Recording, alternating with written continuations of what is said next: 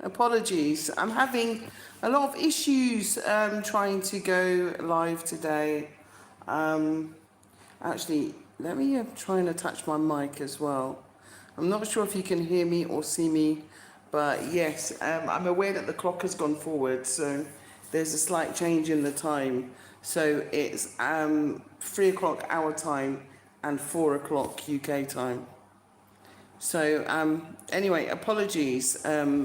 Also having issues that the screen keeps freezing. This is like the 5th time that we're trying to go live. So I do apologize with regard to the screen. I apologize. It's like it was just fixated on the button again. Okay, I hope you can hear. I hope you can hear me. I know you can't see me. Something weird is going on with our YouTube channel today, so I can only apologize. At first I thought it was the internet, but it's not actually the internet.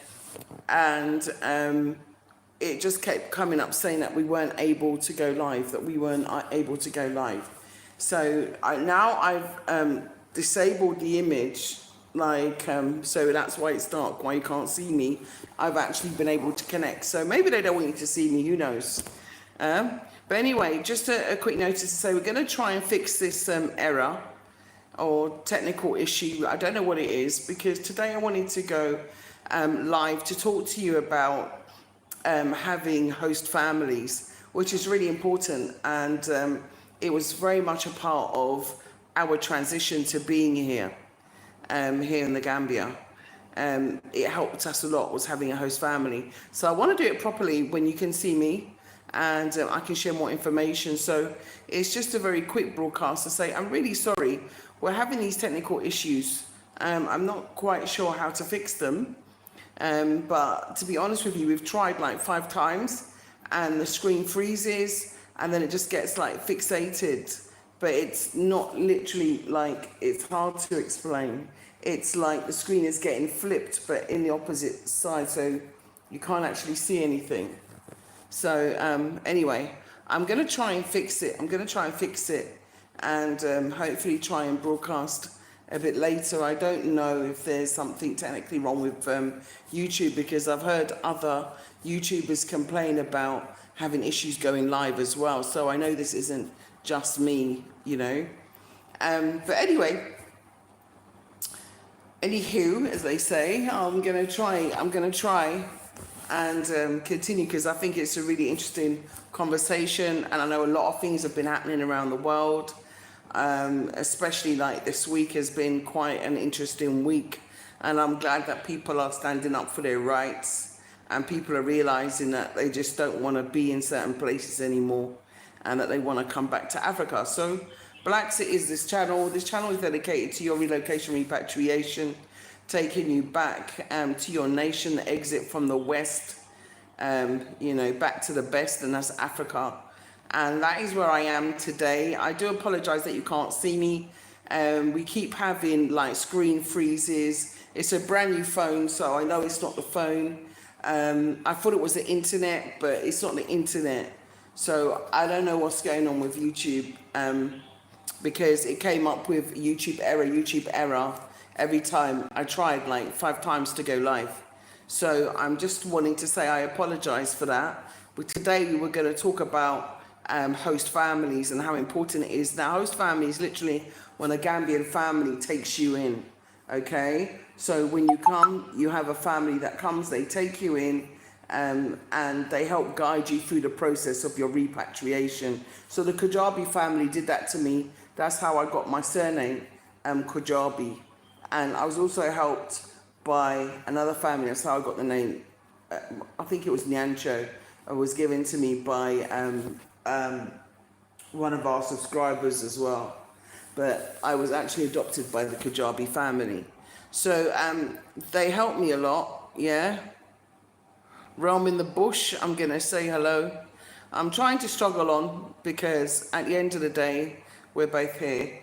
I think that it's important to get the information out to you regardless of the technical issues that we're having.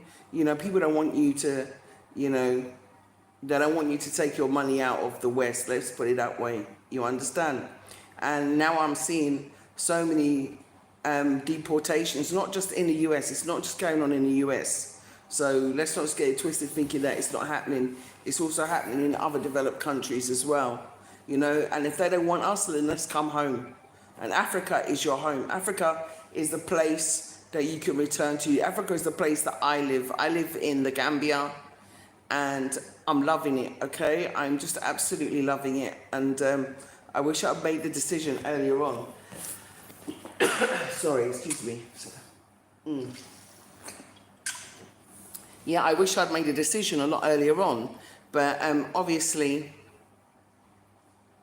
I kind of, you know, made the jump a little bit later on in life. But that doesn't mean that you can't do it when you're young. And anyway, I just think that the West is really toxic. And I didn't realize how toxic it was until I came to live in Africa. And it's toxic in so many ways. Firstly, I think it's toxic in the way in which there is a lot of anti-blackness that carries on, both on the surface and also silently below. I also think that when we live in their countries, we're subject to how they want to treat us. And so, you know, law enforcement is far more abusive to, you know, especially our young black boys and sometimes our black girls. Education can be very unfair and unscrupulous as well. And particularly, you know, when grading students, I experienced that as well at university. I felt that I was discriminated against just because of who I was. I also think that within employment, I also faced challenges and even had to take, you know, my employers to the tribunal because of, you know, the racist treatment that I experienced and the discrimination that I experienced as well. So, you know, I settled out of court. So essentially I won my case, but we shouldn't have to go through that, is what I'm saying. We shouldn't have to go through that. So I'm much happier here. And I think that it's much harder to be a black woman in that environment. I find it much easier to be myself in this environment, and I can be natural. I don't have to put on a facade for work. I don't have to pretend to be someone that I'm not. I don't have to pretend to be happy because I'm actually naturally happy here. I think that there's a lot of jealousy, there's a lot of hatred. I think there's a lot of misunderstanding and intentional miseducation about us and our history. That is intentional. I think there's a lot of people who think that they're superior to us, and that's how they live their life, feeling that they're superior, and they will unite together as long as it's against us. And I just didn't want to live in that hostile environment anymore. I just got tired. I got tired of, you know, always being looked at by the security in the shops when I would go shopping. It's particularly when you live in white areas. I certainly didn't like my children being targeted at school. And as you may know, you know, my fight against the system and against racial oppression in England was very vocal. I took it to the media and I made, you know, my voice heard, which made me then a target, if you didn't know. But the fact of the matter is that when you decide to come to Africa, when you decide to leave, when you decide to pack up, when you decide to say enough is enough, you've had enough, then there needs to be systems in place to support you. Now, BlaXit is here. BlaXit is an organization which was created because of the need for support, I think, for you when you're coming over, just based on the experiences that I've had from building my home, buying my land, you know, putting my son into school, just the usual, you know, opening a bank account, getting your residency, your also your TIN number, your driving license, you know, just fitting into society. So I wanted to introduce 3 host families to you today But like I said, it's not gone the way in which I wanted it to go. So I'm going to remake this program. So I'm just giving you a heads up. So I'm just making a short broadcast so that you know what's going on and that we're having issues. I don't know why it's sticking. I don't know why the camera's also sticking, but this is what we've got to work with at the moment. Like I said, I tried 5 times and couldn't get the broadcast. It just kept saying YouTube live problem. So I'm glad that I even got to speak. So right now, I'm going to kind of abort this program because I'm not able to see you. I want to connect with you. So I'm going to try again, maybe in a couple of hours, and see if the problem that's going on is going to be fixed or remedied. But in the meantime, I just wanted to say we have 3 host families. So if you're thinking of repatriating, or if you've already repatriated and that you don't have a family who are going to guide you, who are going to, be there for you to help support you while you're here, we have 3 host families, which is part of the BlaXit support system. Okay. With regard to some repatriation lands, we also have new ones which we're going to be putting out on the community page and also out on the channel. So just keep watching, okay? It's important that we stay connected. I just want you to know that I really love you guys, yeah? Ram in the Bush said, I think all black people should get back to the continent and let them have it. Leave them to their own doings and let them have these European Western countries. I couldn't agree with you more. Realm in the Bush. If you can see Realm in the Bush's comment, please let me know what you think about what he says. It's okay, the information is still valuable. Oh, okay, well, I'll keep on. If you're gonna stay, then I'll stay, If you can flow with me, then flow, I do like to see you. Well, it's not I see you, I just like to, broadcast where I can connect, but it's fine. If you're okay with this, then I'm okay with this. They obviously might be having an issue because, we're having impact. And that's the main thing is that, I couldn't do it without you, okay? Thank you for the message, though. That's what's most important. Yeah. So, I just want to share with you a little bit of my experience. So, someone messaged me today, and this is why I want to talk to you about the host parents as well. Because someone messaged me today and they were asking me about repatriation and the process that I went through. So I know it's been a little bit of a while, but I'm going to just do a brief recap, right, on what was happening and why I left. So I was facing so much racism and discrimination in England, so much. My children especially, that's what broke my heart, to be honest with you, is knowing that I went through it, going through school, growing up, going through the racism and discrimination. And I know those are seems like broad sweeping terms, but it's about, fighting these white girls in the garden at school, you know what I mean? Because they call me the N-word and the black B and all kinds of negative derogatory, terms. And I'm the kind of person that I'm not going to stand for it. So I'll meet you in the playground at break time and that I'm going to beat you. So, I used to get in a little bit of trouble, and it's not because I was aggressive. It was because I was standing up for my race, standing up for my people, and standing on who I am. And because I had enough of, white people berating us, disgracing us, putting us down, thinking that they're superior. So you think you're superior? I'm going to beat you into inferiority. And so, I got in a little bit of trouble. My mom obviously didn't agree or approve with my methods. My mum used to say to me, Juliet, just ignore it. Sticks and stones will break your bones, but, words will never, hurt you. And my thing is that, your words hurt me and I'm going to break you with sticks and stones and I'm going to break your bones. So I had kind of like a different attitude. So, yeah, it did get me into a little bit of trouble, also got me set upon as well. So I learnt my lesson from that, I got targeted too. So I want to say, Benny Manfrey, Maroon, greetings, Nancho. How are you? Greetings to everybody in the chat. Thank you so much. Caffrey, can you moderate for me, please? I don't know if we're going to be able to moderate. So please, if you can help me moderate, please, Abeni Manfroon. Yeah, I'll give you the thing, because I'm not sure. Our internet's sketchy as well. But anyway, so like I was saying, so I would fight, I would beat. I wouldn't even care how much you hurt me. It was almost like I was numb. I just knew that I had to get, I had to get one on you, because, one for the black race.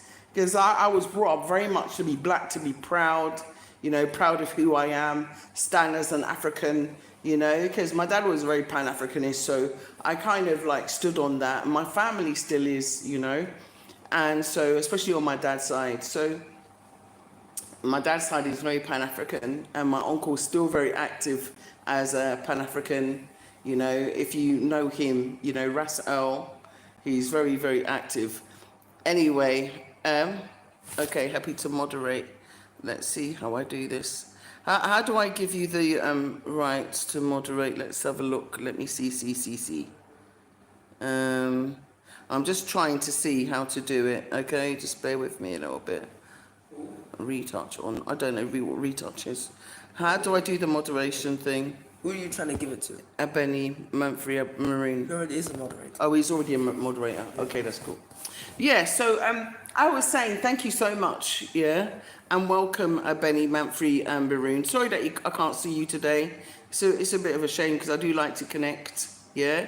You got the tool. Okay, let's go. So yeah, I would fight, I would fight. And I always had that fighting spirit. I never forget, like, even when I went for my first day, right? And I got a temping job. And, I think it was at a dairy. Them days when I used to have dairy carts. I'm going back in time, but they used to have milk delivered to the houses. And there used to be these dairy companies. Anyway, I was working doing admin in one of these dairy companies. And they took on, like, a few temps, and I was one. So I noticed that all the other temps, they gave orientation to. They showed them the toilets, they showed them the fire exits, they showed them whatever. So I'm sitting here waiting for my, orientation before I start to work. Right? So I noticed everyone else has had their orientation. Juliet's sitting there, right? And they've all gone for their orientation. I'm sitting there waiting. They all got told what they should do, all the systems and everything else. I'm sitting there waiting. And then I noticed that it wasn't happening for me. So I went to see, the HR, and I said, hello, but I haven't had my orientation. I haven't had, my guidance with regard to this. They went off with the other team, and they've left me. And they told me that they were reconsidering my appointment. And I just thought, hang on a minute. They haven't even tested my aptitude, but they're reconsidering my appointment. The reason why they were reconsidering my appointment is because I was black. Yes, it is. And you know how it is, because you get that uncomfortable feeling when you go inside. So this happened like on so many levels, in so many ways, all throughout my working career. And even at university, I went to Middlesex University, to be fair. I did go back there. I had like an argument with the person that was the head of the law department. I was studying for an LLB at the time. Anyway, as you know, that didn't, sit me in good stead. But I just felt as though I was being discriminated against in the way in which other people were getting, support. And I wasn't able to access that same support. And it wasn't just me, it was other black students that felt the same. So we kind of teamed up, and then they felt like I was a ringleader. So of course, I was targeted. But, later on, I did go back to Middlesex University, thanks to Dr. Dorian Mullings. She's got two more surnames now. But Dr. Dorian, you know who he is, Professor Dorian Wilson. That's how I knew her. So I did go back there in order to head some debates, and also to contribute about, anti-racism and discrimination. So it actually did go full circle. you know, and it was much more diverse then when I went back. So, and it was good to see her as being a black professor there who, you know, opened the door. So, yeah, you've been through it too. So I'm going to read some of a lot more black people need to learn how to fight to change situations. Yeah, it's right to fight or flight. Sometimes you have to fight. Yeah, thank you so much. And sometimes we've all been through it. Yeah, it's true. It's like, I'm not joking with you. It's like a serious situation, but you shouldn't have to. Do you understand? I remember times when, you know, I would go to pay my money. You know, this is going back years when I was young, and I'd go to pay my money. And the white person, you know, at the counter, they didn't want to take the money from my hand. They would tell me to put it on the counter. You understand? Right? And I was just like, why? You get me? And you know, like when you was at school and they had the reading corner, you know what I'm saying? And everybody, all the white students would push to one side and then leave all the black children on the other side. All them things take you, you know, all them things take you. I remember we had such a racist next door neighbor, right? I never forget her, Mrs. Fox. She's dead now, right? And Mrs. Fox, you know what she used to do? She used to pick up her dog feces, right? Into, like, you know, when you've got a dustpan and broom, it was like you know, them old school dustpans, like the metal ones from way back in the day. I'm going back way back in the day when we had outside toilet in the UK. Yes, we had outside toilet, okay? Don't let no one fool you about UK, right? And then she'd pick it up, scoop it up, and then she would throw it. But as soon as she heard us playing in the garden, I had a tortoise, so I would go and feed my tortoise and look after my tortoise, and we'd play in the garden. As soon as she heard us, she would start to pick up the dry dog feces and throw it over. Anyway, she picked up one and she threw it over one day, and it landed on my head, and it wasn't dry. I was absolutely horrified. These things scar you. When people are doing these racist acts to you, it scars you, it affects you psychologically. Don't let people tell you any different. You understand? Because it does. It does. When they want to say that racism doesn't affect you, it does. When I saw certain things happening to my son, believe you, I wanted to mash up the whole place. I wanted to mash people up. Especially when it happens to your children, you don't want it. When it happened to my son and they wrote the N-word on the back of his school shirt, you know, on his last day of school, and go back to the jungle, right? And the other words, I don't even want to talk about it, you understand, right? And then my other son was getting mashed up at school for no reason. I had to take him to hospital, and they were doing nothing about, you know, the way in which they were ganging up and bullying my son, you know. So me, I took action. I also, you know, went and I started pulling people together, and then we had a demonstration outside the school. I wasn't playing, and I don't think any of us should play on racism, especially now. Now I see what Trump is doing. I see, like, neo-Nazis standing on top of bridge waving, you know, Nazi flag and all this. Listen, it's time for us to go loud them. That's what I'm saying. You understand? Loud them. That's why I say let your host families here come and greet you and guide you back through the process. Let us greet you and guide you back through the process, because it's not that hard. Coming back to Africa is not that hard. And if we work together, it will be even easier. You know? It will be even easier, because I don't think that we should be bringing up another generation to be made to feel inferior, like I was made to feel inferior. You know, I don't think that we should be bringing up another generation where, you know, their livelihoods and their life is dependent upon a state and a situation, a government that is not even running the country right, and encourages the same racism to continue via their racist institutions, via their racist policies and procedures, by institutional and socialized racism. And it exists. And whether it's, you know, conscious and unconscious bias, you know, whether it's, you know, the death by 1,000 cuts, whether it's, you know, these small nuances that they do, it exists. And we don't have to go through it. And because it's coming here, I'm so glad. Like the worst thing that I was ever called was like a foreigner, and I was just like, I can deal with that. I can deal with that. You know? Yeah. So let me just go through your comments. Sorry. Okay, congratulations in their faces at uni. The true, of course, post trauma is the real thing. Yeah. So welcome to SSO.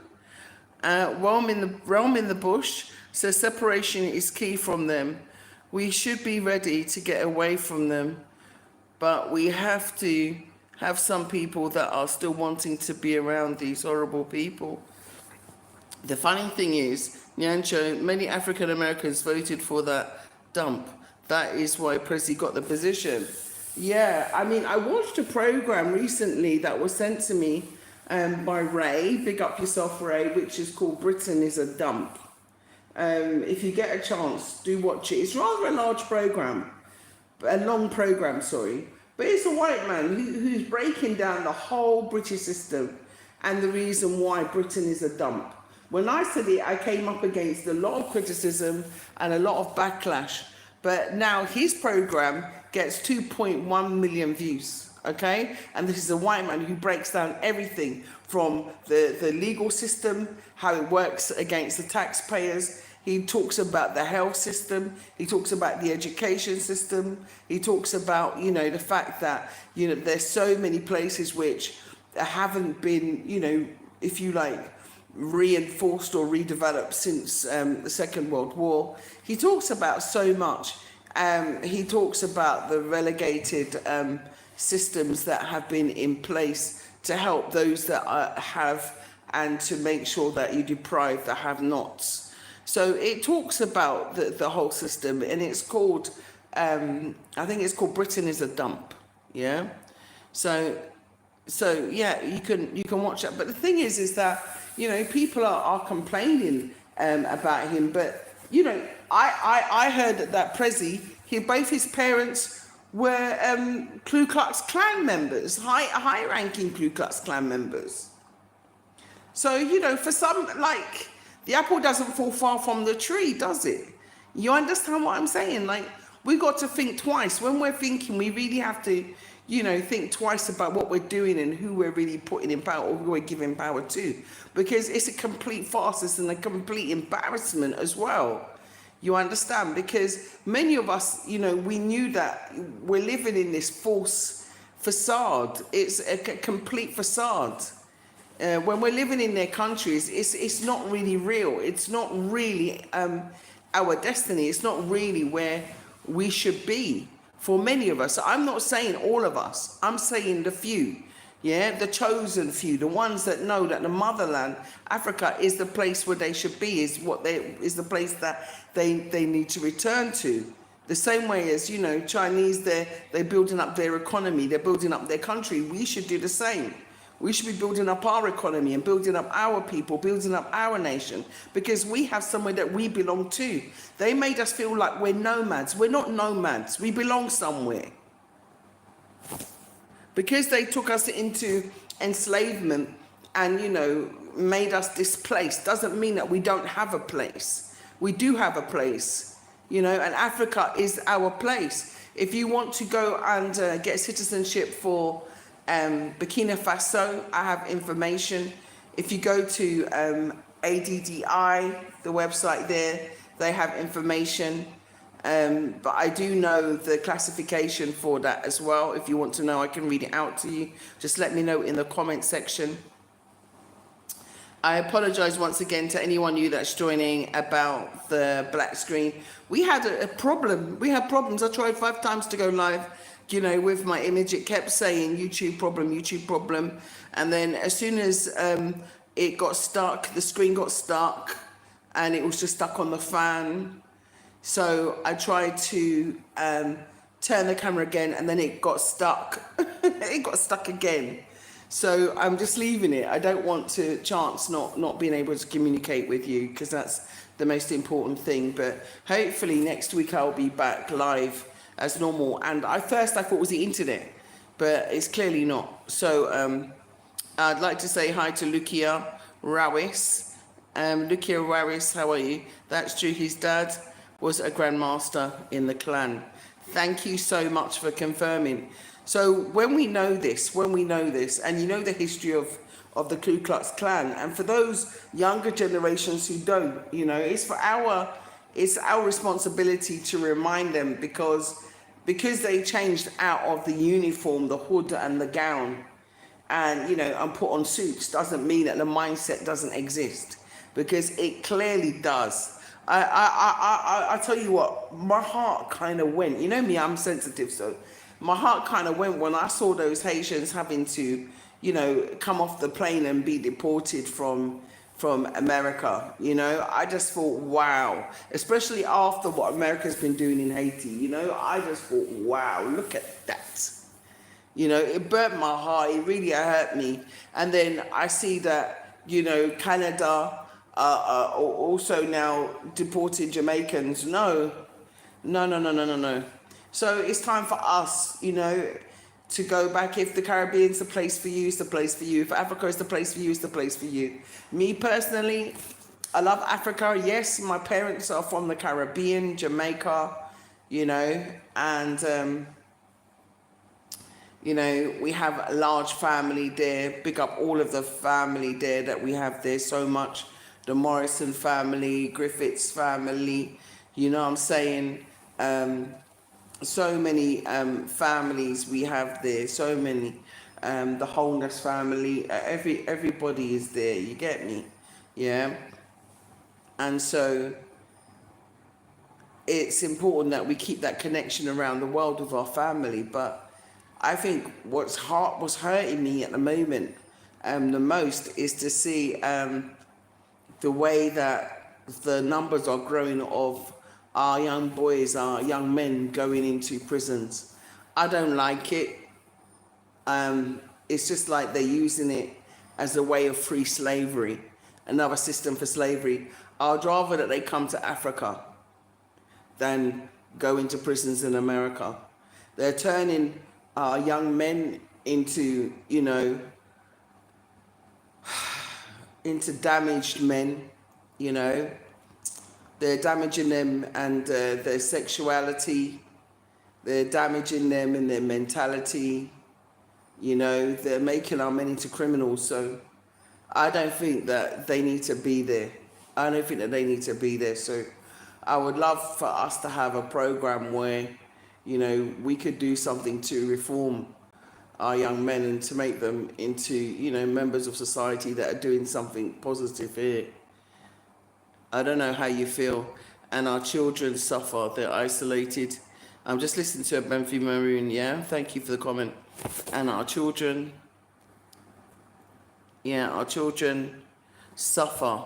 They are isolated even when they are in the same class and playground. They give funny looks for our children, and they are, not outright racist. It's traumatizing them. It's true. That's if they're not outright racists. Yeah, very true. It's traumatizing them. Yeah, I was traumatized. I was even bullied by the teachers. You know, that was another thing. I remember they made me go outside and scribble on paper. Years ago, they used to make you go outside and look at the wall in the hall, right? Like, if they got an answer wrong, because I was pretty sharp. I was sharp like razor when I was young. I was really, you know, my favorite book was a dictionary. I used to read for life. I loved researching information, you know, I loved getting information. And so I would do a lot of research. And so if the teacher said something wrong, I'd say, that's not right. And I would correct the teacher. And there was one situation where there was a teacher and her name was Miss McNee. Oh, I shouldn't say her name. But anyway, there was a teacher. I won't say her name, right? Although I did, but forget the name. There was a teacher once, right? And she said something wrong in class. So I corrected her and I said to her, that's not right. I also, you know, came from a very logical family. So it was just like, you know, if 1 + 1 is 2, how can 1 × 1 be 1? That makes no sense.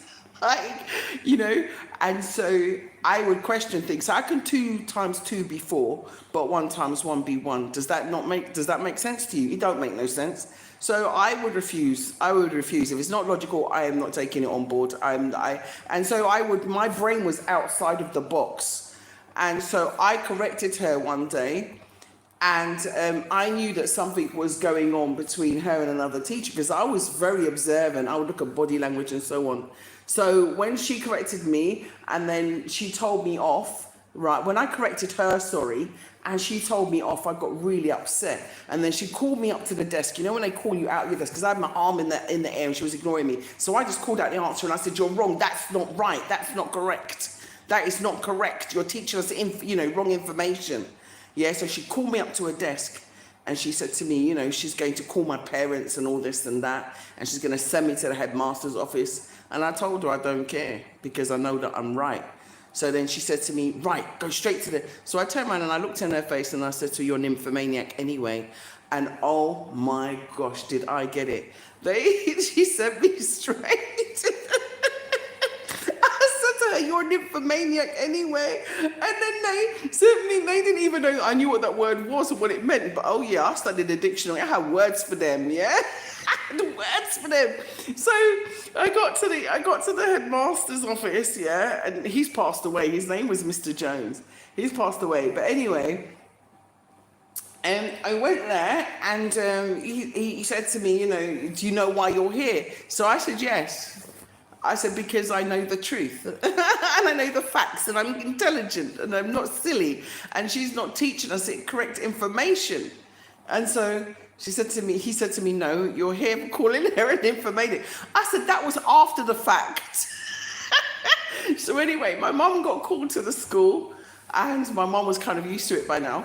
And so my mum got called to the school, and she said to me, "Do you know what the word means?" So I said, "Yes, I know what it means." And then she said to me, she said to me, "So why did you call her that?" I said, "Because there's something going on between her and this other teacher." So I think that she's a nymphomaniac. And you know what? They just told my mum to take me home. They just told my mum to take me home, right? But they wouldn't have done that if it was a white child, because there was another white child who was pretty sharp and she could correct, like her name was Joan, and anything Joan said was fine. But the minute I did it, it was a problem. You understand? I got called to the teacher's desk and she would say, "Oh, Joan, absolutely, yeah, you are right. Oh, I'm sorry about that, class." And she would apologize. But if the black child is right, oh no, you're in trouble, And that happened to me. That happened to me a lot, That happened to me a lot. And so, foundation for life. If I give you $1 once, how many dollars have I given you? What? But if I times it by once, how many times have I given it to you? If there's 2 of you, think about it. So if I have to give 2 people $1, how many dollars am I giving? If I have to give 2 people $1 each, how many dollars am I giving? Correct. 2 people, $1. Exactly. So if I have 2 people, yeah, right, and I have to give each person $2, how much have I given? Each person $2. Yeah. Give them $4. $4. So by the same stance, if there's 2 people, yeah, which is 1 and 1, and I have to give each one $1, how many dollars have I given? $2. That's what I'm trying to say. Foundation of fertile. Is it foundation for life? Okay? So that's what I'm saying. Unless you are yes to their subjugations, it's painful in the West, being in their systems, that goes against our progress, and our winter time is worse. No sun, dark days, no contact, and being stuck inside. Yeah, it's very true. It's very true. Actually, seasonal adjustment disorder is real. Lack of vitamin D, vitamin E is real, and it happens. It happens to us, including even when you go to hospital. The treatment is even different. That's what I found anyway. The amount of malpractice that I saw and I experienced, even that could nearly have cost me my life. You know, nearly cost me my life. Why? Because it's like they don't think that black people feel pain, or that black people have the same threshold of pain. I don't know what it is, but I suffered. Even, you know, I used to be scared to go to hospital because I was scared they were going to take me out. And in fact, you know, that almost became a reality. When I went for my hip replacement operation, you know, they forgot to pack the anesthetic. You understand? When I woke up, I thought I'd been shot. But anyway, you know, that's another story. I will tell you that story another time. But the main thing is what I want to talk about is why it's important to have a host family. A host family will help you when you come to the Gambia. They will help you before you come, even, yeah, to understand more about the culture, the mores, and so on, which is really important, you know. One of the other things I love about living here is the other day I did a challenge, right? I did a challenge with my brother Seth, and I says, like, can we see how much free food we can get, right? Without paying for it, right? Here. So, and he went and he came back with a bag of food. I was like, wow. You understand? And I'm not talking about going to a food bank. I'm talking about cashew apples from the tree, oranges, you know. There were some green mangoes too, but you can cook them too. You understand? There was some bananas in there. There was like loads of different stuff in there. And I just thought, look at that. You know? And I was happy, and the cashew apples were sweet. And I was like, look, you know, look what you can get. And this is Africa. I couldn't imagine walking down the road. I mean, people get shot. People get done who don't have food, you know, are done for shoplifting, or they have to go to food banks to go and get, you know, food just to exist on. And I just thought, look at that. I got a whole meal from nature, absolutely free, just by walking through the village. My brother just walking, you know, through the village. So, yeah, it's different. I never felt so much love until I came to Africa by my people to me. I honestly didn't. I didn't know really what it was to be in a community, or what community is, you know, until then. My son can go and he can go play. I don't have to worry. Like, it's not like England. I don't have to worry. You know, the only concern I have is that, you know, he loses the football again or something like that. But I don't have to worry. I know that he'll come home at the right time. You understand? But he's safe and he's okay. You can't put a price on that feeling. You just can't. I certainly couldn't. I couldn't. I can't tell you the differences. They're so vast, you know. If I go to the market or I go shopping, I'm not worried about anything. Or shop security looking over my shoulder. I'm talking with the ladies. They're teaching me a bit of Mandinka. You know, we're haggling over some food. We're getting jokes. We're getting laughs. We're getting, you know, we're having a nice time. I can just chill. It's just such a different experience. Different to, you know, excuse me, love, can I just check your receipt against your thing? I remember that happened to me. I think it was in Costco's. Oh my gosh, I was so embarrassed. And like, could I find this receipt? Could I find this receipt? Man sitting there holding me up. People are walking past me like I'm a thief. Oh my gosh. Eventually I found the receipt. I must have popped it inside the shopping bag instead of my handbag. Oh, but you know, it's just like the embarrassing times that you experience, you know. It's not good. It's not good for your spirit. It's not good for your soul. And I've not experienced that here. Like them kind of supermarkets that they might have here, where they tell you to leave your bag at the thing or whatever. I don't go to them, so I don't even experience that. But I heard from someone else. But I don't know. I don't go there. I like my local market myself personally, you know. And the warmth that you get there, you know, you can just sit on a beach and just chill. You know, you can sit on a beach. And the thing is, there's so many different races here, right? Who are coming and enjoying Africa. They're coming and they are living the life of their dreams and enjoying Africa. We should be able to live a life of our dreams and enjoy it too.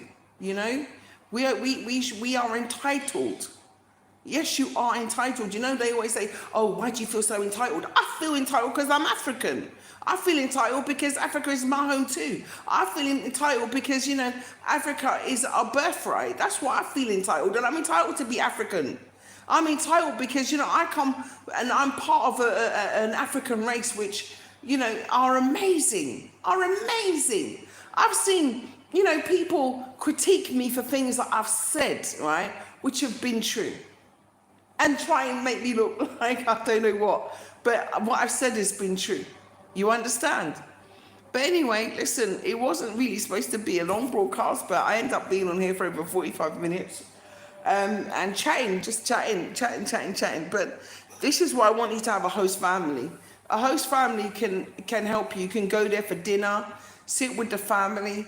And I'm not bringing you into host families which are totally privileged. I'm bringing you into host families which are building, which are growing, which are developing, because I want you to see things from a different perspective, okay? If you want a rich host family, then that's up to you. If you want, you know, a very established host family, then those can be organized too. But I want a host family where you can help each other, okay? I think that's quite important. But, you know, if you want a mentor for business and stuff like that, you know, someone who's already got a business here, then, yeah, that can also be organized as well. So I just want to be more interactive in terms of helping you with your when you come here. Because, like I said, for me, I just had enough and I wanted to get out. So one of the things that I did was make a financial plan. I made a 10-step plan, like I said before, and the first plan was financial. How am I going to get out of here financially, you know? And for a lot of people, they don't have property, they don't have, you know, they got a council flat, do you know what I mean? Or housing association or social housing, and they're thinking, wow, I don't have any assets. Actually, you do, you know? And I broke it down for a lady, and I went down even to the jewelry that she had on her hands. You know, I broke it down to even the books that she had in you know, her cupboard. I broke down every asset, and I said to her, every single penny counts, even down to those clothes that you can sell to vintage shops and so on. Every single penny counts. So don't think you have. I asked her, do you drive? She said, yes. I said, do you have a car? She said, yes. I said, well, that's an asset that you can sell, you know? Everything that you have, you can add towards it, and you know, you can start to build and develop. Because the first step for me was actually getting my land. I paid like 1,800 at the time. That was in 2015. Obviously, land has gone up, but we still try and keep it as low as possible for you, you know. One of our cheapest plots that we have at the moment is 25 by 25, which is 200,000 dollars. I don't know what that is in pounds at the moment. I think the rate is about 89 or so.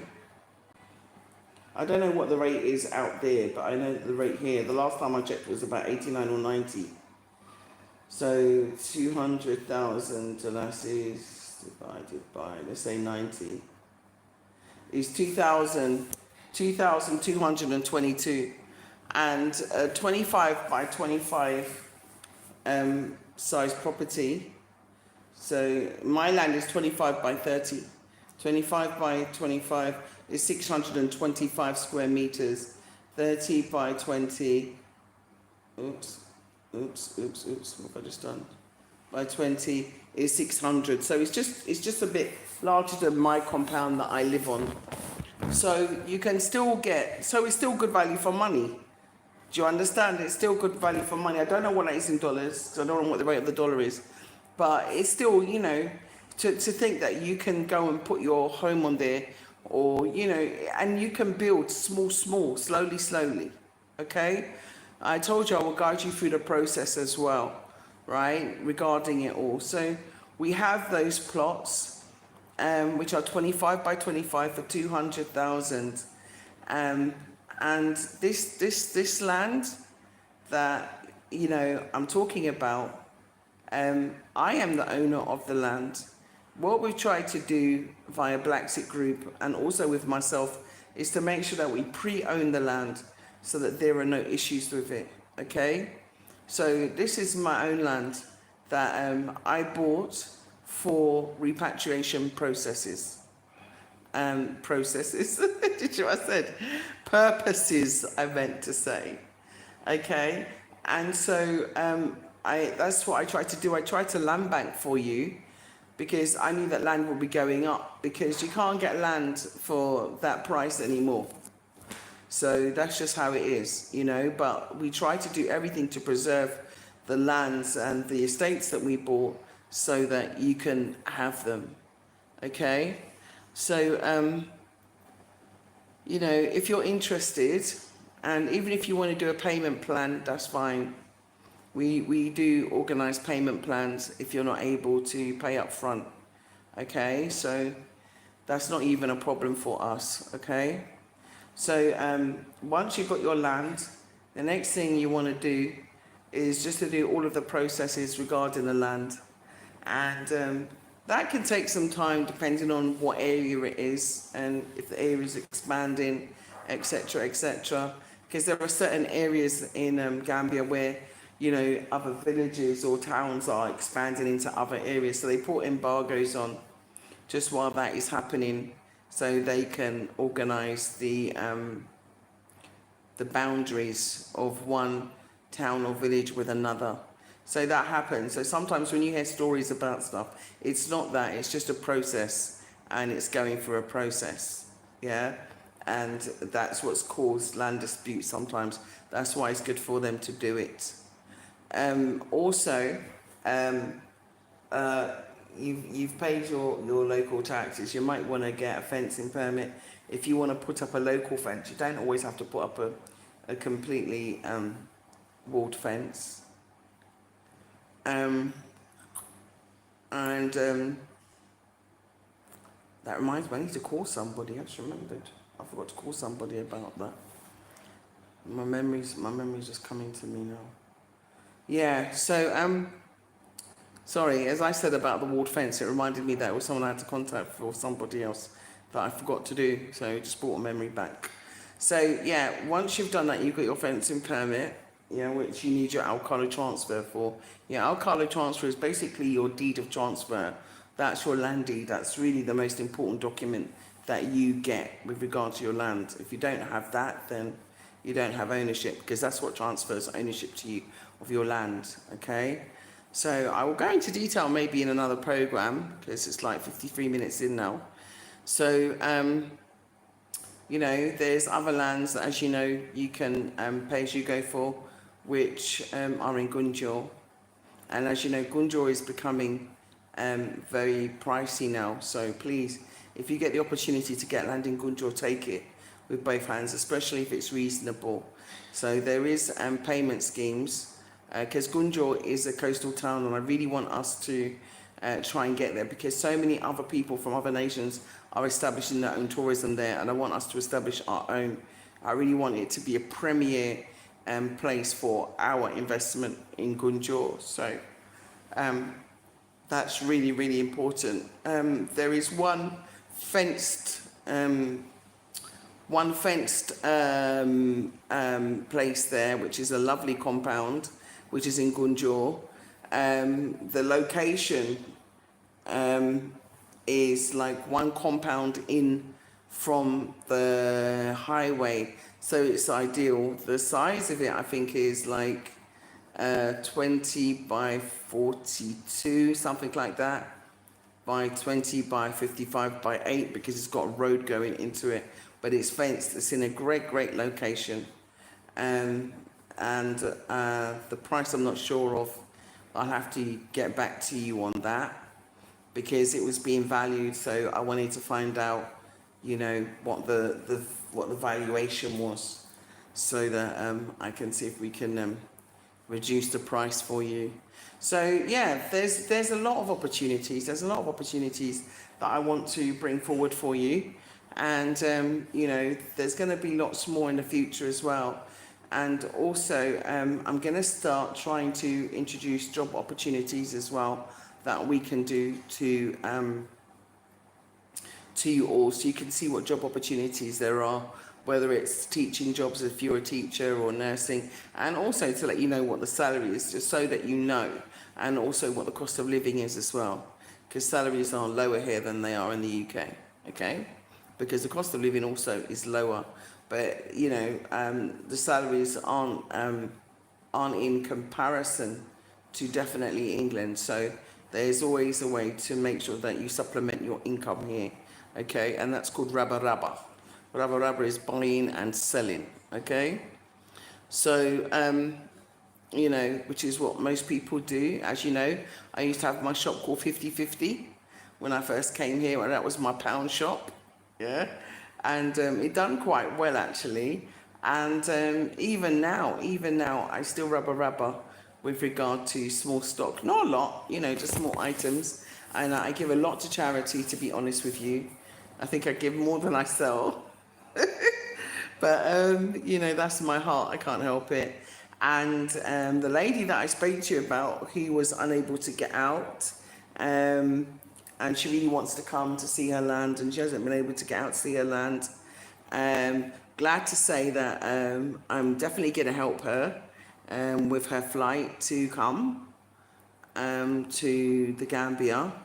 And I've got 2 other people that said that they're going to help her as well, because that would be really nice if we could try and help her to come out, because you know, she's got a lot of other issues going on, and health issues too. So I want to make sure that before anything happens to her, she's able to see her land, because, you know, that's her wish. So, you know, it just goes to show that reaching out, we can find solutions together. So those people that have come forward, thank you so much. Thank you, thank you, thank you. You know, we do have PayPal, which is bobcollective@yahoo.com. And we do have Patreon, you know, so it's good to give back. It's good to give back. I believe that, you know, we should all give charity to each other. So, you know, if we can all come together and help to pay her fare here and back, you know, from the States here and back, that'll be great. So she can come and see her land.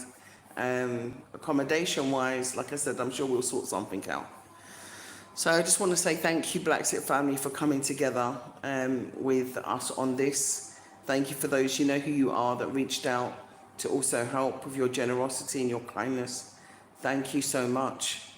It's not easy, you know.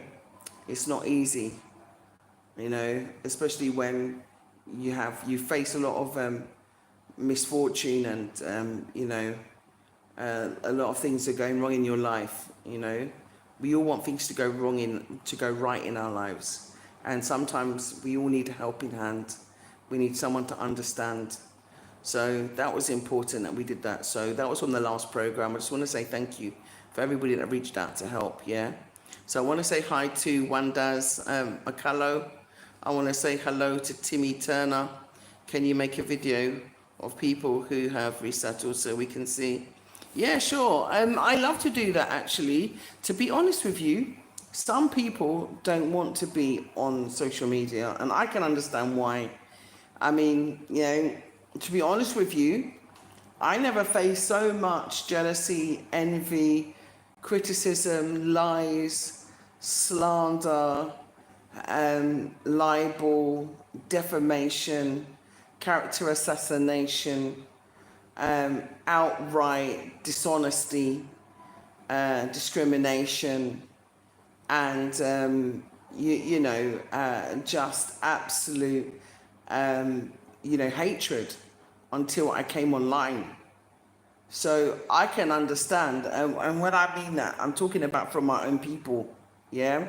I'm talking about from my own people, you know, who are misguided, who, you know, they don't understand that when you go out there and you try and destroy someone else, you're actually just destroying yourself. you know, because I don't really care what you think about me. It's not really that important. It doesn't make a difference if I'm going to eat pawpaw or mango or, you know, pineapple, you know, or oranges, apples and bananas, you know, in the morning. It don't make no difference to me what I'm going to have in my fruit salad, what you say about me. Because I simply, you know, I've been past caring because I've been through enough racism where they've called me enough monkey, N-word, you understand, every other word under the sun. So I don't care because I know what you're saying is not true. You understand? The betrayal is real, but you know, that's why some people don't want to go and show what they've got because of our own people. Because sometimes we're like crabs in a barrel, and rather than celebrate someone else's success, we pull them down. Rather than, you know, show, yeah, we're going to make them succeed. No, we'll go and make videos and try and tell lies and, you know, try and destroy them. So that's why that's why I even stopped putting a lot of people on my channel, because some of them were targeted. And I have a responsibility, you know, to those people that are put on my channel. So that's also why I stopped. So our own people have made it difficult for us to do that. So some of us have to go back to school, go back and learn some manners, some self-respect, some self-love, some self-discipline. Because we don't care who we damage, as long as, you know, we put our jealousy and envy in front of everything else and try and do anything to damage somebody else, you know, in order to think that it's going to make us look good, or because we want to get attached to your brand, you know, because we want to get more likes, more shares. We want to get, you know, more YouTube money or whatever it is. But it's disgusting if you ask me, because really and truly, you know, you're damaging your own reputation in the process just to try and get a few pennies from, you know, using my brand or using me just to get, you know, people's attention. It's just ridiculous. And so because of that, that's the reason why, if you notice, my viewership, my content changed a lot.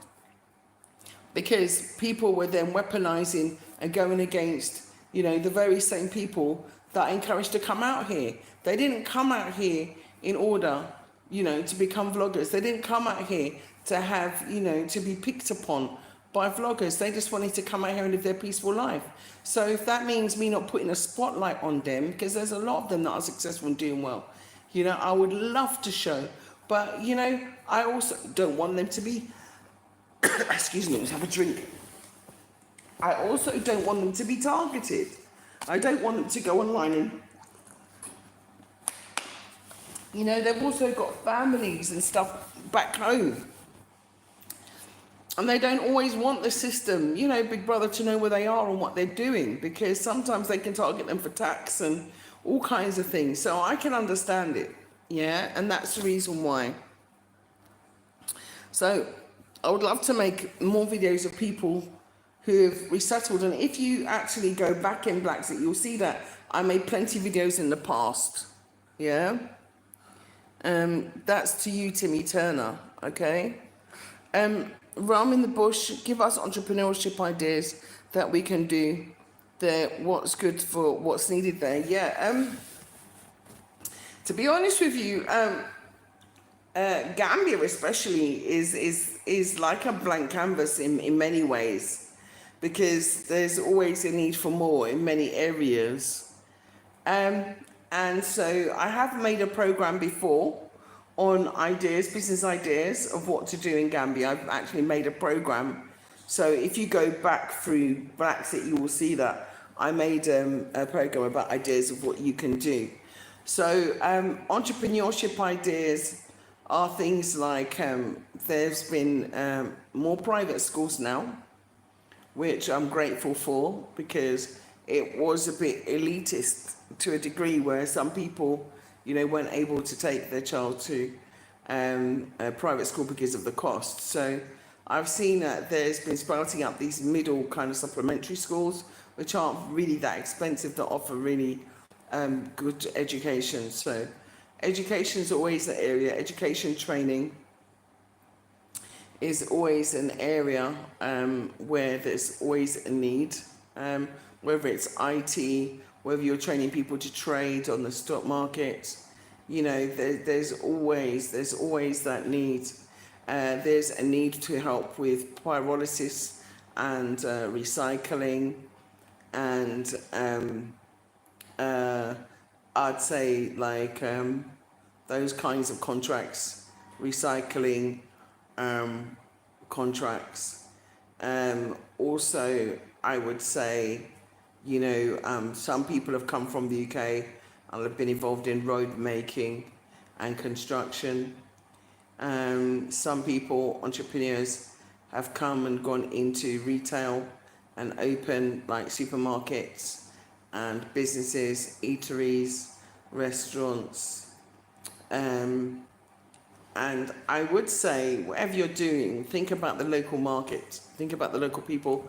Me, for example, I had a shop called 50/50, which was a pound shop.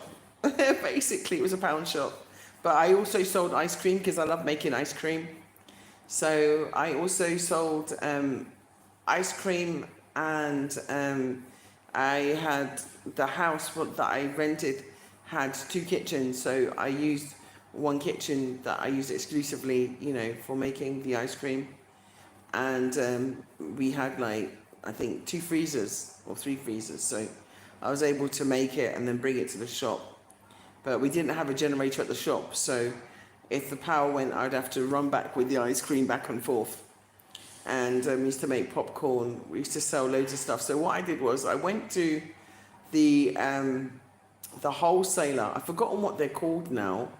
There was a wholesaler where Pound Shop got a lot of their stock from.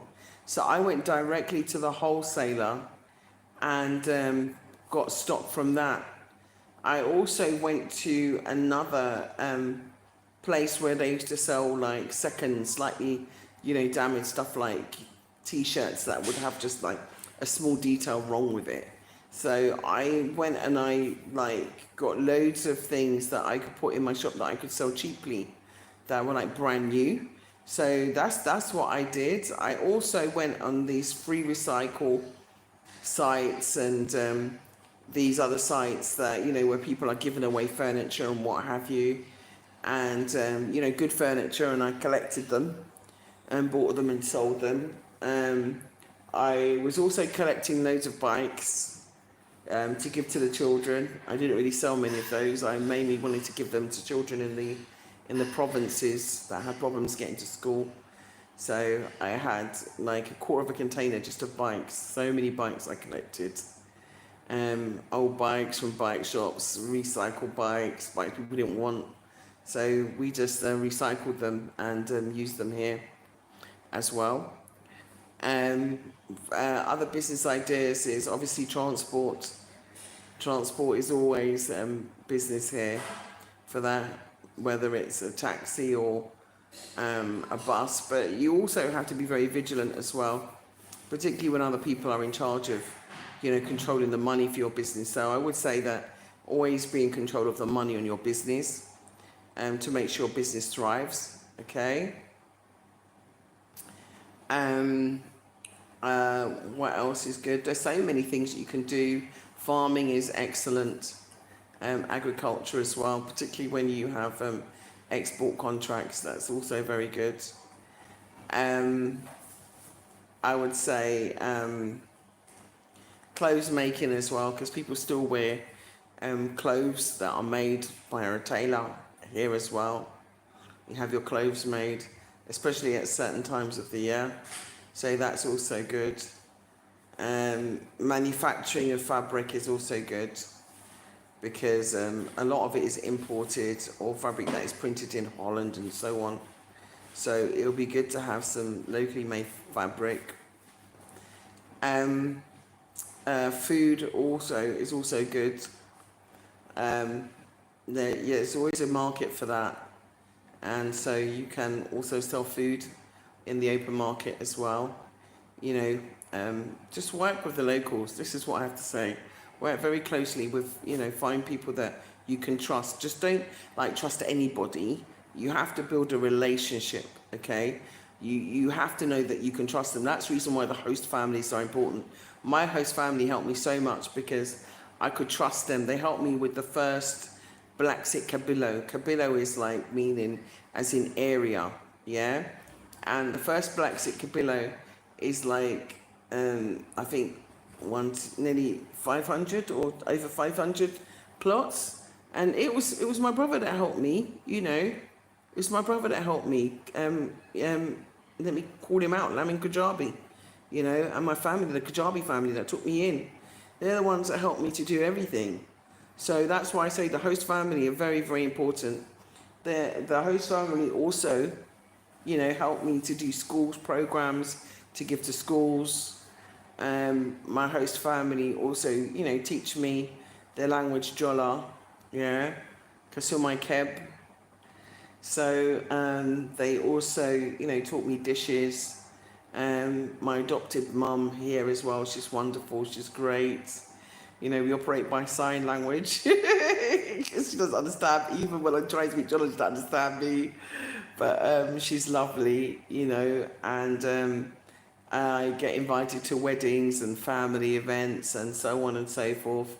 Helped me to also get involved in the VDC, which is the Village Development Committee. I haven't been very active recently, but I will be more active in the future. So those are just some ideas. I hope that has helped you. Oh, thank you, Realm in the Bush. Love you so much. Thank you. Crab in the back. Yeah, crab in the back. Okay, so Realm in the Bush said, I bought land through Juliet and I had no problems. A Benny Manfrey Maroon says, indeed, crab in the barrel because they're jealous and they don't know how to uplift because of their master complex. Very true. Charles Fitchbert says, VBG 799B1. And Ones McCullough said, you can really speak, Juliet. Greetings. Yeah, like done. If that's it. Oh, this is Ifayanko. How are you? Yeah, Ifayanko. How are you? Greetings from Bavaria in Germany. Wow, how are you? I went to Germany, right? Let me tell you about racism in Germany. Rotted soups. No, I haven't got time, have I? Oh my gosh, I've gone over time. But I went to Germany. I didn't go to Germany once. I went to Germany twice. I went to Offenbach. And I went to Berlin. My God, is that place cold in the winter? Oh my God, let me tell you. It is so cold. Oh my gosh. Oh my gosh. But the racism there is like on a different level. It's on a different level, let me tell you. But the weird thing is that you kind of know it. So it's like, okay, you know how to deal with it and like you get out quick, you know what I'm saying? Because like it's kind of harsh. It's kind of harsh, but at the same time, like I said, for anybody who's there and living there, the best thing you do is just make your money and get out, you know. And this is what I've got. My advice to everybody is make your money and get out. Okay, make as much money as you can and get out. I was telling you about my journey, and just to finish off with that. So I ended up, you know, working 3 jobs. I had one online that I was earning like per minute from, and like on an advice line. And I had another job where I actually worked for a university, as if you didn't know, I used to specialize in HR. And particularly with regard to discrimination law, etc. Discrimination law, etc. I was a little bit too much of a rebel to be a lawyer. And when I was a student, I was working as a paralegal. I refused to bow to white judges, so I was told that I didn't have the right decorum, or what was the word that they used? There was another word that they used called etiquette, that I breached called etiquette. So I realised it wasn't a job for me because I didn't fancy bowing to know a white man looked like a paedophile anyway, 35 paedophile, 35 lover, but I didn't like it. Brat, brat, brat, brat, brat, and I'm not apologising. You understand? So yeah, it didn't like it. So I like kind of like business development and HR. So those are the areas that I stuck in. So that's what I did, and yeah, definitely still do business development now. You know, this is what I'm doing here with BlaXit. BlaXit is actually going through a lot of expansion at the moment. You know, I know there's too many enemies out there for me to really talk about what I'm doing. So that's why you notice that right now revolutionaries are moving in silence. You know, big yourself up. I don't want to talk too much, you know, because people want to go out there and sabotage what you're doing. I've had a lot of sabotage as well, a lot of sabotage, you know, which has cost me dearly. So I'm being very careful. People that you didn't expect to betray you, you know, and I'm talking about your own camp, you know what I mean, inside, within, you know, within the inner sanctum, you know, betrayed you so, and betrayed me. So I'm very careful now. You understand? Very, very careful. So I just want to say, you know, I've lived 5 years in Berlin. Once you can speak the language, the human rights violations here are limited. Oh, that's good. Yeah, this was a big help. Yeah, can't share everything. Exactly. That's why, like I said, you know, revolutionaries, we are all revolutionaries, you know, and everyone that's here, you know, except for obviously, you know, we always have the sneaky links, you know what I mean? The spies, and spies are us that are always around. You know, we have to do what we can, but the main plan is to get out. You know, I don't know if any of you saw that film, you know, and there was a point where the woman was stirring the tea, yeah? She was stirring the tea and she was hypnotizing him, right, with the spoon in the tea, you know what I mean?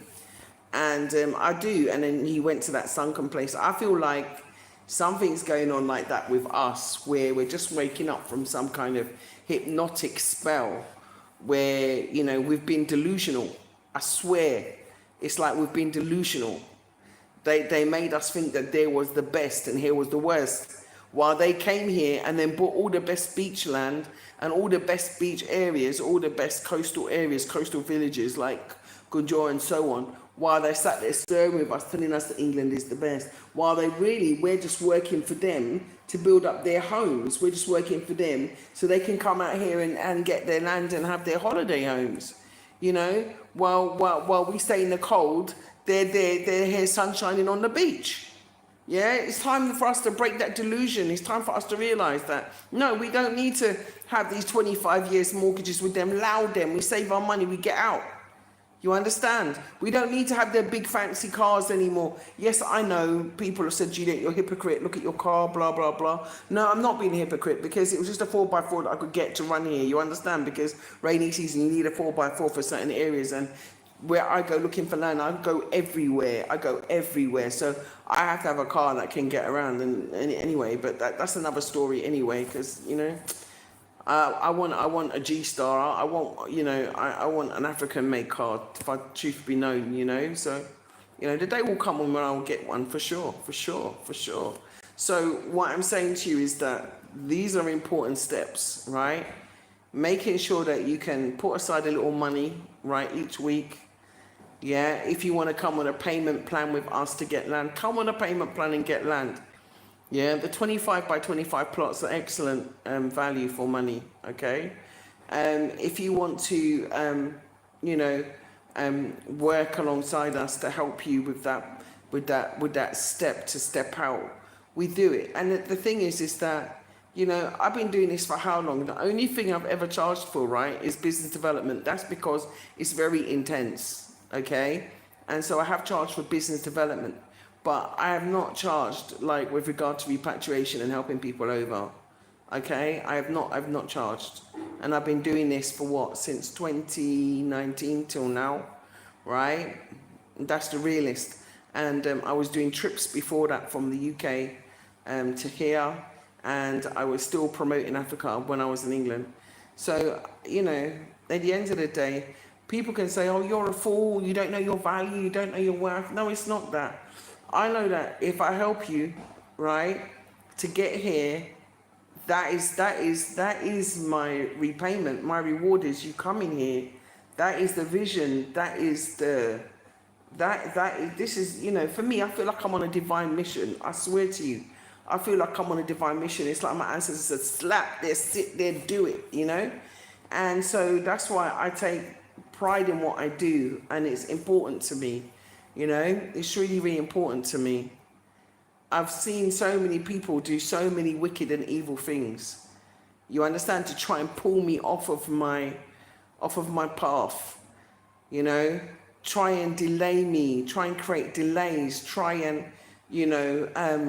distract me, try and, berate me, try and do everything. They just try to do everything, right? Try and destroy things when I'm doing them, so much stuff. But it's not going to stop me, okay? It's not going to stop me. They've tried to intimidate me. They've tried to threaten me. They've tried everything, but it's not going to stop me. So let's just keep going, okay? You will get home, yeah? You'll be chillaxed just like me right now on a Sunday, yeah? Enjoying Africa. And that's what I want you to do, because I have never been so relaxed and so stress-free as when I came here to live, Yes, Africa's not perfect, okay? There are areas for improvement, definitely. But we have to be part of that improvement. Whether your business is building a hospital or building a clinic, that can be part of the improvement with healthcare. If your improvement is to come and help with education, come make a little supplementary school now. You understand? Come and help with that. If your improvement is to do with health, to do with diet or whatever, come and farm and introduce new foods and new fruits, and you know what I'm saying? Open a business, open a manufacturing, make mango juice, make watermelon juice, the Indians are doing it. They open their factory making fizzy drinks. Let's open our factory, making proper juice and making it affordable. We can do this. You want business ideas? There's so many. We can do this. Let's turn all of the things here. Let's make Gambian rice a proper export. Let's box up, you know what I mean? Benachin and send it dry, just like how they sell jollof rice. Yeah? Let's do this. I'm all up for this. Let's do this. Then my main thing is that my child is safe and he's happy here. I'm safe and I'm happy here. And I think those are the most important things. And you can live on a fraction of the cost of money that it costs you to live in England. Like, our budget, every day is 400 dollars, and yes, you do still budget when you come here. You don't live, I'm going to go to the mall and buy a burger, and I'm going to go and have Chinese, or I'm going to go and have Japanese, or I'm going to have sushi every day, or what have you. No, that's not that. You wouldn't be doing that in the UK. It wouldn't be feasible if you do that. You'd be wasting your money. When I was in England, let me tell you something, right? I was so frugal when I was in England, right, that I would wait until the stick-it man, right? I'm not lying to you, I'm telling you the truth, yeah? I wore my winter boots, the same winter boots, must be for 3-4 years, right? 3-4 years. My ex-husband at the time was saying to me, "You're going to change them boots?" I says, "No, I'm just going to keep recapping them. I'm going to Africa. My focus is on Africa. I'm not interested in buying no new clothes. I'm not interested in nothing. My focus is on going to Africa." And I was so focused. I was laser focused. I'm telling you, I used to go into the supermarket. There was like a Asda and another shop, a Morrison's and whatever, right? And I would go there and I would wait. I would go there at a certain time, like say 6-7 o'clock. They would put down all the prices of the food. Say it was like 6 o'clock, yeah? I would wait until I watched them label gun come out to reduce the price. The same food that was out there for £2.50, I just get it now for 70p or 80p. That's how frugal I was. I am not joking with you. I would sit there and wait, right? And then I would fill my basket. And then you know what I would do? I would take all the vegetables, everything, I would blanch them. The only things that I would eat on the same day is like the salads. I would blanch them, put them in containers, put them in the freezer with the date on them. You understand what I'm saying? I will get the price down meat as soon as it's done. Same thing, season it up, clean it up, season it up, and put it in the freezer. Listen, I weren't playing when I'm telling you. I did not want to give them white people none of my money. They took enough from me. They took enough from me, you know? And I'm saying to you, even if you're not working, you can go and apply for funding and start your own little charity or your own little business thing, you know what I mean? With awards for all or whatever, and give yourself an income. You don't have to suffer. There are ways forward for us all, you understand? Go and, you got an idea of how you can help people, go and do it, it's good. You understand? Go and help the homeless people, because there are plenty black homeless people out there, plenty Africans out there that, you know, went the back way and they're trying to survive. You understand? There's plenty of homeless people out there, you know, suffering. So you can make a charity. You can do something better. You can do things to help you. You get me? You can do things to help your people. Go and go for those awards. You know, Levi Roots was my mentor, my business mentor. He taught me a lot. I won awards and stuff like that. You know, I won an awards for from Lloyd's Bank of all banks, believe it or not, right?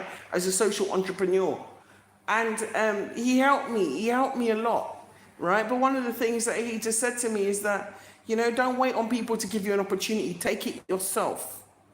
Yeah, take it yourself. Yeah. So, you know, I just want to say that thank you, Benny, my friend Maroon. Thank you, Ivania Cool. Yeah. I want to say thank you so much. Yeah. Our ancestors ain't sleeping, okay?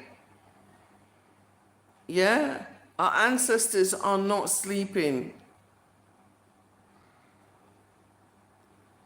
Yeah, and yes, if you want to do a car business, you can do a car business. That's what one of our clients is. He's got a big garage right at the top near the I forgot it's GFC petrol station at Turntable, right at the top as you're going up. Yeah, as you're going up what's the name? Harding Highway. Yeah, as you're going up towards there, the last petrol station on the left, there where you see the, then that's where his garage is. Yeah, he used to live in America. He used to live in England. He knows. And he came back and established his business, and he couldn't be happier. You know, so yeah, he does car mechanics and all that. He even done my own car for me. You understand? He's the one that did the diagnostic on my car for me. You see? You know, there's people here, if you go into the mall, there's people here doing bubble tea. You understand? You know, there's like this tea with bubbles in it. You know what I'm talking about, the bubble tea thing. And, you know, there's people there. There's one new place they do like fried chicken and burgers and pizzas and all of that kind of stuff. There's another place that's doing like chicky, what you may call it, like Mexican kind of food and ting. You know, there's you know, but these are our people and they're Gambian people. There's also diasporans which are doing cakes and stuff like that. You know, there's a lot of people. I haven't even been watching a lot of the stuff online, to be honest with you, but.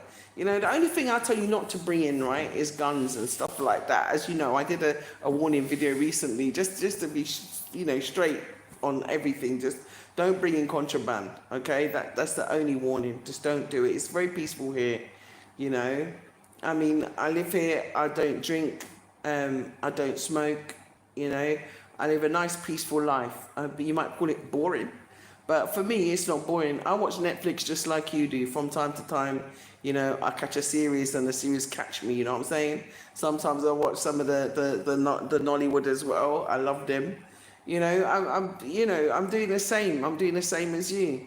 So, you know, at the end of the day, I'm trying now to look for more lands, repatriation lands, and we've sold a few. There's still some in Gunjur, especially the ones on the payment plan. So if you're interested, let me know. Yeah.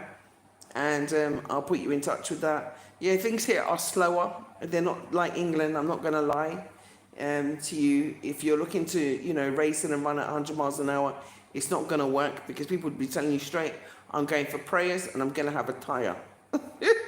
So, you know, I got used to the relaxed, more laid back way of life, to be honest with you. And I know some people, they might criticize, you know, African countries and say that they're slower. It's not that. You know what?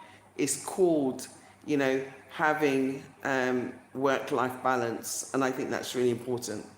I think that's really, really important. So Wands McCullough said, yes, it's true. From where I come from, they say Sangang, the beach areas are owned by them. Yeah, yeah, but that's why I'm saying Gunjur, let's now populate Gunjur, okay? Let's please populate Gunjur, everyone, okay? Please, please. Wands McCullough, good ride, saying goes once to say this, and interest in something you love to do. Yeah, make your interest something you love to do. Who said that? Benny McCullough. Yeah, exactly. Look at me. I'm sitting there chatting, like I'm chatting to myself, you know. Blessed Stacey. So listen, I'm going to chop out, because I just realised I'm there chatting. You can't see me, I can't see you, but I feel you, though. I feel you, you know. And I think that's what's important. We need to feel each other and feel for each other. I think we need to feel for each other. And listen, if them white countries don't want us in there, yeah, then come back to where we belong. Yeah, I already said, and I'm going to say it time and time again. This is my saying. I'm going to say it time and time again. Yeah, the only way to eradicate racism is to leave it behind and go live with your own kind. Me, I'm going to say it again. The only way to eradicate racism is to leave it behind and come live with your own kind. And I'm going to say it one more time before me leave out here today. Yes, the only way to eradicate racism is to leave it behind and come and live with your own kind. You can't fight it because it's insidious, right? It's incestuous, it's generational, and it's transactional, and it's adaptive. It's incredibly adaptive, and it's alive. And so if you love yourself, you love your life, you love your children, you know, you want a better life for yourself where you can feel relaxed and happy and have peace of mind. Because there's no value on peace of mind. There's no value on peace of mind. Yeah? People know, you know that I've been through it. You know, since coming here, you know my story because you've been following me for years. You know, you've seen the collapse of my home. You've seen, you know, you've seen me. You've seen how they try to destroy my business, my organization, destroy my life, destroy my family, destroy my marriage. You've seen how they come in and they infiltrate. Okay, you've seen how they've, you know, done all the attacks from all sides. But BlaXit family, I still don't regret it. Yeah, I don't regret it. Not for 1 minute. Because I have harmony, serendipity, and I have peace, and I have self-love. And when I was living there, I never had the self-love. Because here, you fit in. Here, you don't stand. You're not standing out. You're not different. I don't need to try to be white because I'm surrounded by people who look like me. And I'm happy being around people who look like me. So this is the way to complete the circle. Absolutely. Thank you so much, everybody. I do apologize about the technical faults. We will try and fix them by next week, but I'm glad that we could still stay. And another thing that I want to say, right? A lot of people say to me, Juliet, oh my God, you hate white people. I hate racism. Okay? Let me make this very, very clear. And and let's not say I hate it, yeah? Let's say that I think it's time for us to do things to avert it, yeah? Let's do things to avert it because that's what it's really about. At the end of the day, one of the things that I must say is that I don't think I have a bone in my body to hate anybody or anything, to be honest with you. But I know what I don't like. And I don't like racism. And that's why I come to Africa. Because I can't stand it. You understand? I can't stand it. And I think that's the main thing. I can't stand the racism. I just can't bear it. And I couldn't bear it for another minute. Because it's so subtle sometimes, you know, it's so subtle, and but it's still hurtful, even though it's subtle. You understand? And if someone's going to rob me, I would rather it be my own people, you know? Not that I want to get robbed, because I don't want to get robbed at all. But I'm not saying that. I'm saying that while I was there, I felt like I was being robbed. I felt like I was being robbed every time I paid taxes. I felt like I was being robbed every time I went shopping. I felt like I was robbed every time I was putting petrol in my petrol tank. I felt like I was being robbed, because, you know, we had to pay compensation to the enslavers. You know, up until 2015, they were taking it out of our taxes. At the time it was HM Treasury. You understand? So I used to just feel daily like I was being robbed, like they were just laughing in our face. And then, you know, every year we're marching for reparations and they're just ignoring us. So I said, allow them, just come out. You understand? So that's how I was feeling. But I just want to say thank you to everybody that joined me on the live today. I know that I wasn't able to engage because, like, usually I like to, you know, show you me and say hi. But yeah, that hasn't been the case. But we still had a good live. We still had a good chat. Loved the comments. So Marcus Garvey lives on, absolutely, absolutely. And I hope you saw the program that his dad put out about the pardon. I will put it out on the community page so you can watch it, because it had very low views. At the time, he had a bit of a sore throat, so I know that it sounded, and we was actually going to make a whole kind of documentary around it, but it was like it had to be done within a period of time, and you know, to make it you know, really kind of apt. But that time, like, window, by the time it was nearly finished, that window of time had lapsed, had gone. So I kind of abandoned it, because I didn't want to put something together that, you know, wouldn't have been worthy of the time frame of when the pardon was made. And so, like, a month or, you know, 6 weeks later is too far, you know, away from the time. So, you know, maybe in the future we can do something for his anniversary. Yeah, something like that. That's what I'm thinking. So yeah, gonna love you and leave you. It's been wonderful. We've had a good chat. It's you know, we've gone all down memory lane of things that happened in the UKKK, and you know, for those of you that are in the US, you know, my family out there and all BlaXit family in the US right now, I know that there's a lot of uncertainty happening with you, and I just want you to know that, you know, you always have another option, okay? You always have another option, okay? And that is to come to Africa. So you can work together, plan together, band together, save together, club your money together. You know, we have to learn to be able to be trustworthy. We have to learn to have integrity and authenticity in order to do this, you know? It's not always easy, you know, because I know, like, we have had a history of lack, and that history of lack has made us, you know, do things to each other that we shouldn't. But that doesn't have to stay that way. We have to first learn to love each other and stop turning on each other and turning against each other. We have to remember that we're not the enemy here. Racism is the enemy here, okay? So I love you, BlaXit family. And next time the live will be better. You'll be able to see us speaking it into existence. Garvey lives, absolutely. With that, I'll leave you. Thank you, Betty Manfrey Maroon, for moderating and helping me today. Thank you to everybody that's been on the live. I appreciate you so much. I do apologize for me not being able to engage with you fully, but hopefully by next week we would have fixed what the problem is. If it's the phone, I'll check the phone as well, you know. But it did say that YouTube Live was having a problem, so I'm guessing that's what it is. So anyway, I love you and leave you. I love you all. Remember, we have to love each other more. Yeah, remember, we are all Africans. Yeah, we're one people.